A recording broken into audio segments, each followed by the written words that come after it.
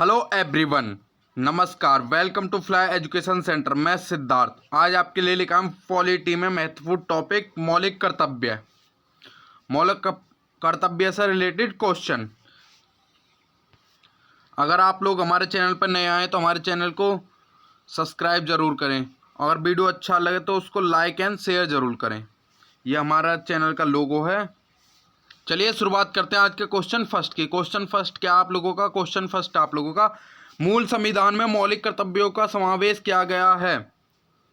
नहीं, मूल संविधान में मौलिक कर्तव्यों का समावेश नहीं किया गया है। तो इसका सही आंसर क्या हो जाएगा? ऑप्शन 2 इसका सही आंसर हो जाएगा।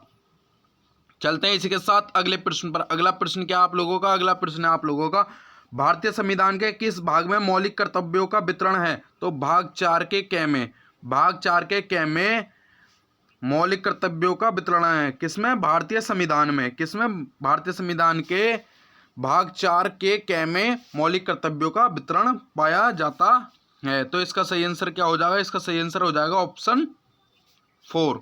चलते हैं इसके साथ अगले प्रश्न पर। अगला प्रश्न क्या आप लोगों का? अगला प्रश्न है, भारतीय संविधान में कौन से अनुच्छेद में मौलिक कर्तव्यों का वितरण है? तो वो 51 कै में। किसमें? अनुच्छेद 51 कै में मौलिक कर्तव्यों का वितरण किया गया है। किसमें? अनुच्छेद 51 कै में मौलिक कर्तव्यों का वितरण किया गया है। तो इसका सही आंसर क्या हो जाएगा? ऑप्शन 1।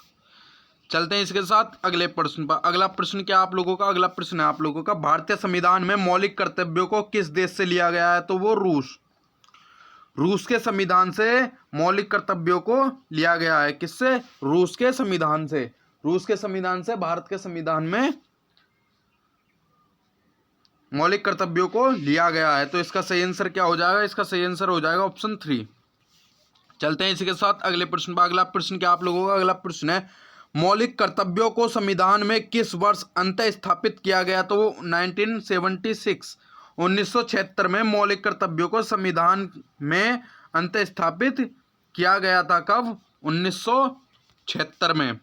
तो इसका सही आंसर क्या हो जाएगा? ऑप्शन 3 इसका राइट आंसर हो जाएगा। चलते हैं इसी के साथ अगले प्रश्न पर। अगला प्रश्न क्या आप लोगों का? अगला प्रश्न है आप लोगों का, भारतीय संविधान में किस संशोधन में नागरिक के कर्तव्यों को सम्मिलित किया गया है? तो वो 42 संविधान, भारतीय संविधान में 42वें संशोधन में नागरिकों के कर्तव्य को सम्मिलित किया गया है। किसमें? 42 में। तो इसका सही आंसर क्या हो जाएगा? ऑप्शन 1। चलते हैं इसी के साथ अगले प्रश्न पर। अगला प्रश्न क्या आप लोगों का? अगला प्रश्न है, पूर्व प्रधानमंत्री जिनके प्रयासों से नागरिकों के कर्तव्य भारत के संविधान में समाविष्ट किए गए? तो वो इंदिरा गांधी। कौन से हैं?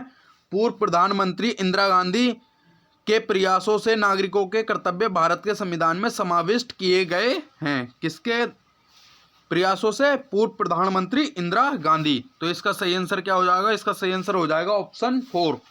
चलते हैं इसके साथ अगले प्रश्न पर। अगला प्रश्न क्या आप लोगों का? अगला प्रश्न है आप लोगों का, भारतीय नागरिकों के मौलिक कर्तव्य प्रदान किए गए थे संविधान संशोधन द्वारा। संविधान संशोधन द्वारा भारतीय नागरिकों को मौलिक कर्तव्य प्रदान किए गए थे। किस कब किए गए थे? संविधान संशोधन के द्वारा। तो इसका भी सही आंसर क्या हो जाएगा? ऑप्शन 1।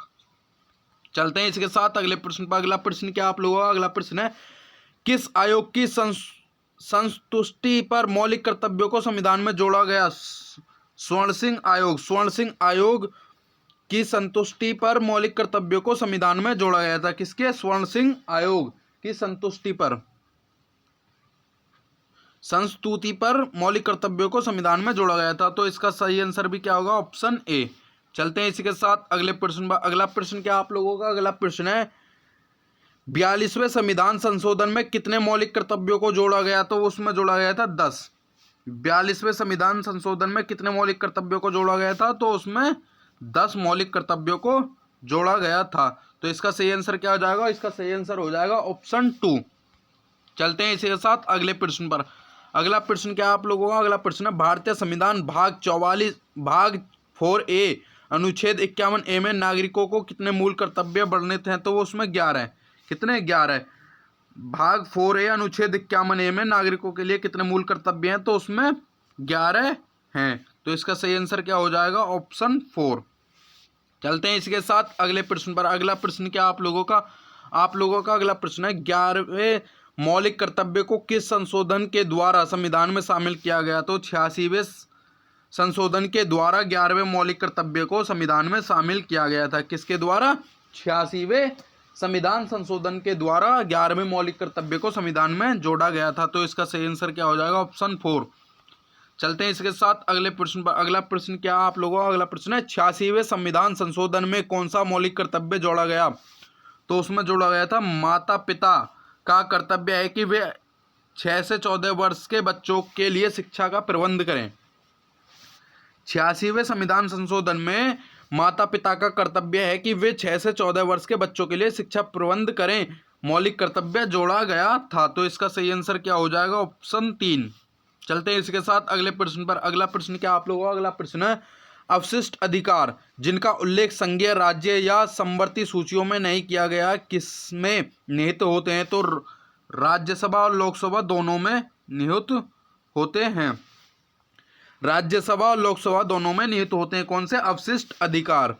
अवशिष्ट अधिकार जो है राज्यसभा और लोकसभा में निहित होते हैं। तो इसका सही आंसर क्या होगा? ऑप्शन 3। चलते हैं इसके साथ अगले प्रश्न पर। अगला प्रश्न क्या आप लोगों का अगला प्रश्न है आप लोगों का भारत की प्रभुत्ता, एकता और अखंडता की रक्षा करने और उसे अक्षुण्ण रखने के मूल कर्तव्य को किस स्थान पर रखा गया? तो उस पर तीसरे स्थान पर रखा गया। किस लिए? प्रभुत्ता, एकता और अखंडता की रक्षा करने और उसे अक्षुण्णता रखने के लिए मूल कर्तव्य को तीसरे स्थान पर रखा गया। तो इसका सही आंसर क्या हो जाएगा? ऑप्शन 3 इसका राइट आंसर हो जाएगा। चलते हैं इसी के साथ अगले प्रश्न पर। अगला प्रश्न क्या आप लोगों का अगला प्रश्न है भारतीय संविधान के अंतर्गत निम्नलिखित में से कौन सा मूल कर्तव्य नहीं है? लोकसभा चुनाव में मतदान करना, वैज्ञानिक प्रवृत्ति विकसित करना, सार्वजनिक संपत्ति की सुरक्षा करना, संविधान के प्रति निष्ठावान रहना और उनके आदर्शों का सम्मान करना। तो इसमें लोकसभा चुनाव में मतदान करना यह अंतर्निहित नहीं है। तो इसका सही आंसर क्या हो जाएगा? Option A. चलते हैं इसी के साथ अगले प्रश्न पर। अगला प्रश्न क्या आप लोगों का अगला प्रश्न है निम्नलिखित में से कौन भारतीय संविधान के अंतर्गत मौलिक कर्तव्यों में शामिल नहीं है?